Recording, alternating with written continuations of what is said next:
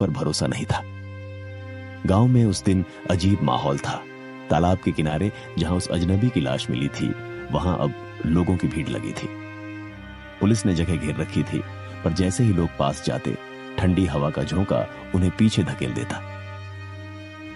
रामकिशोर ने दूर से देखा, वही चेहरा, वही कपड़े। उसका शरीर मिट्टी में आधा दबा हुआ था। पुलिस वाले कह रहे थे, लगता है किसी ने कई दिन पहले मारकर फेंक दिया। रामकिशोर का गला सूख गया। लेकिन अगर ये मरा हुआ है तो कल रात मेरे घर कौन आया था? उसी पल उसके कानों में फिर वही आवाज गूंजी, मुझे फिर वही जगह चाहिए। उसने सिर झटका, पर आवाज नहीं रुकी। अब वो साफ सुनाई दे रही थी, जैसे कोई उसके ठीक पीछे बोल रहा हो। वो मुड़ा, कोई नहीं था। शाम तक उसका मन बहुत बेचैन रहा। जब घर लौटा तो देखा कि शांति और पप्पू दोनों बरामदे में बैठे हैं। शांति, कुछ हुआ है क्या? दिन में दरवाजा अपने आप खुल गया था, कोई था नहीं। पप्पू ने डरते हुए कहा, माँ, वो अंकल फिर आएंगे ना? चुप, वो कोई अंकल नहीं थे, वो कुछ और थे। फिर उसने भीतर जाकर वह लोहे का सिक्का उठाया जो कल सुबह चारपाई पर मिला था। उसे हाथ में लेते ही ठंडक उसकी हड्डियों में उतर गई। सिक्के पर कुछ उभरा हुआ लिखा था, ना लौटने वाले का निशान। वो शब्द जैसे उसकी नसों में दौड़ गए। उसने सिक्का कुएं में फेंक दिया। सिक्का गिरते ही कुएं के भीतर से छपाक की आवाज आई, फिर सन्नाटा। लेकिन कुछ पल बाद कुएं से धीमी हंसी की गूंज उठी। रात को उन्होंने दरवाजे, खिड़कियां सब कसकर बंद कर लिए। लालटेन जलाकर शांति ने भगवान की तस्वीर के आगे दीपक रख दिया। अब तो चैन से सो पाएंगे।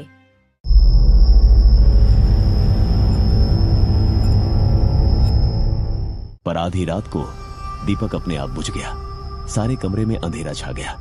रामकिशोर को नींद नहीं आ रही थी। अचानक उसे लगा कोई आंगन में चल रहा है। उसने खिड़की से झांका। बरामदे की चारपाई पर वही अजनबी बैठा था, सिर झुका हुआ, हाथ में वही सिक्का जो उसने कुएं में फेंका था। तू फिर आ गया। अजनबी ने धीरे से सिर उठाया।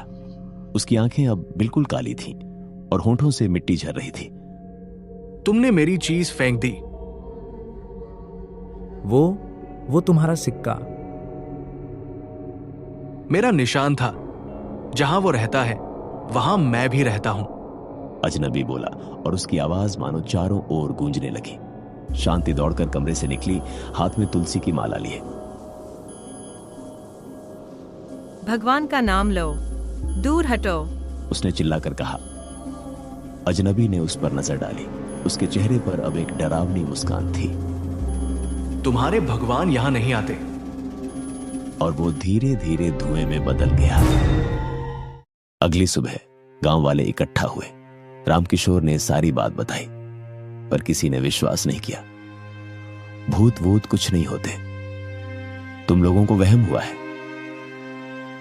पंडित हरिप्रसाद ने कहा, नहीं बेटा, यह जगह अब अपवित्र हो चुकी है। जिस आत्मा को शांति नहीं मिली वो बार बार लौटती है। तो क्या करें बाबा? आज रात मैं पूजा करूंगा। उस आत्मा को बांधने की कोशिश करेंगे। रात को गांव के 4 आदमी आए, मंदिर से घंटियां, मंत्र और धूप की खुशबू लेकर। घर के आंगन में वे सब जमा हुए। पंडित ने कहा, किसी भी हालत में लालटेन मत बुझने देना। अगर बुझ गई तो सब खत्म। पूजा शुरू हुई। मंत्रों की आवाज गूंजने लगी। लेकिन तभी हवा चलने लगी, तेज, फिर और तेज। लालटेन झिलमिलाई। शांति ने उसे बचाने की कोशिश की, पर अचानक लौ बुझ गई। सब अंधेरा। पंडित चिल्लाया, दिया जलाओ जल्दी। तभी चारपाई अपने आप हिलने लगी। बर्तन गिर पड़े दीवारों पर जैसे कोई खरोंच रहा हो। पप्पू चिल्लाया, बाबा वो आ गया, वो आ गया। अंधेरे में किसी की परछाई धीरे धीरे उभरी। वही अजनबी।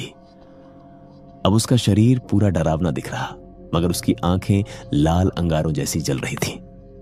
मुझे जगह चाहिए। तुमने मेरी आत्मा को बांधने की कोशिश क्यों की? पंडित ने मंत्र पढ़ना शुरू किया। ओम नमो भगवते, ओम नमो भगवते। अजनबी ने गुर्राते हुए पंडित की ओर देखा और जमीन से उठती हवा ने सारे फूल, दिए और राख हवा में उड़ा दिए। रामकिशोर ने साहस कर कहा, कौन है? तुझे क्या चाहिए? अजनबी ने ठंडी हंसी हंसी। मुझे बस ठिकाना चाहिए जहां मैं अधूरा नहीं रहूं। अधूरा? कैसी अधूरा? हाँ, उसने धीरे धीरे पास आते हुए कहा, मेरा शरीर तो मरा पर आत्मा को किसी ने जलने नहीं दिया। मेरी चिता अधूरी रह गई थी। अब मैं हर घर में जाता हूँ जब तक कोई मेरी आत्मा को पूरा मुक्त न करे। शांति कांपते हुए बोली। अगर हम तेरी चिता जलाए तो तू चला जाएगा। अजनबी कुछ पल चुप रहा, फिर बोला, हाँ, पर ध्यान रखना, अगर किसी ने डर दिखाया तो मैं सबको साथ ले जाऊंगा। अगली सुबह पंडित ने सब गांव वालों को बताया कि आज शाम उस अजनबी की चिता फिर से जलानी होगी। सबने मिलकर तालाब के किनारे लकड़ियां रखी और उसकी अधेली लाश वहां लाई गई। सूरज डूबने को था। हवा में अजीब सी गंध थी, सड़ी मिट्टी और धुएं की। रामकिशोर, शांति और पप्पू भी वहां थे। पंडित ने कहा, अब जब आग लगाओगे तो पीछे मत देखना, आत्मा निकल जाएगी। रामकिशोर ने माचिस जलाई और लकड़ियों में आग लगा दी। धीरे धीरे लपटें उठी, जलने की गंध हवा में घुल गई। सब पीछे हट गए, लेकिन अचानक किसी ने पीछे से आवाज दी, मुझे फिर वही जगह चाहिए। रामकिशोर का दिल जैसे रुक गया। वो वही आवाज थी। उसने पीछे देखा, वही अजनबी खड़ा था, मुस्कुरा रहा था। तू तो जल रहा है। वो मेरा शरीर है पर आत्मा अभी नहीं गई। क्यों नहीं गई? पंडित चिल्लाया। क्योंकि जिसने मुझे मारा वो अब भी जिंदा है। यह सुनकर सब सन्न रह गए। रामकिशोर ने डरते हुए पूछा, किसने तुझे मारा था? अजनबी ने धीरे से तालाब की ओर इशारा किया। वही गांव का चौकीदार। सारे लोग चौकीदार की ओर देखने लगे। उसका चेहरा पीला पड़ गया।